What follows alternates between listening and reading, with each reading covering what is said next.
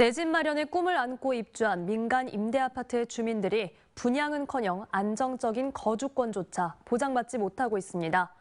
임대사업 시행사의 재정난이 이유인데 일부 주민들은 당장 보증금조차 돌려받지 못하는 건 아닌지 불안해하고 있습니다. 안준호 기자가 한 걸음 더 들어가 현장 취재했습니다. 주차장 벽이 갈라져 있고 천장에는 물이 샙니다. 일부 세대는 보일러가 작동하지 않고 거실에 물이 새 곰팡이가 폈습니다. 지난 2020년 준공된 25층 규모 아파트인데 입주 4년도 안 돼 곳곳에서 말썽이 일고 있습니다. 어떻게 하겠다는 답변도 받은 적은 없고요.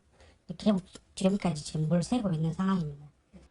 8년 의무 임대 이후 분양을 조건으로 81세대가 입주해 있는 해당 아파트.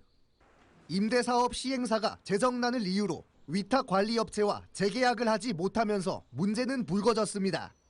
입주 4년밖에 되지 않았지만 이달 말 아파트 위탁관리업체의 계약 만료를 앞두고 누구도 관리의 책임을 지지 않고 있는 겁니다.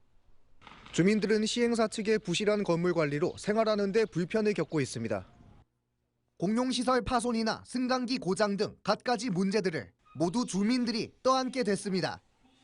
저희가 얼마 전에 엘리베이터가 고장났는데 저희 세입자들이 각 세대에서 각출을 해서 그 엘리베이터를 고쳤습니다. 민간 임대아파트 시행사의 재정난으로 인한 피해는 이뿐만이 아닙니다. 지난 2월 주민들이 임대보증금 반환이 어렵다는 통보를 받은 겁니다. 주민들은 난데없이 주택도시보증공사의 임대보증금 보증보험으로 대리 변제를 받아야 하는 처지에 놓였습니다. 이게 임차권 등기 명령을 먼저 받으셔야 돼가지고 임차권 등기 명령 같은 확정일자가 있어야 하실 수 있을 거예요. 하지만 대리 변제를 받기 위해 필요한 확정일자와 전입신고 등 필요 요건을 갖추지 못한 일부 주민들도 있어 이마저도 쉽지 않습니다. 확정일자를 안 받았더라고요.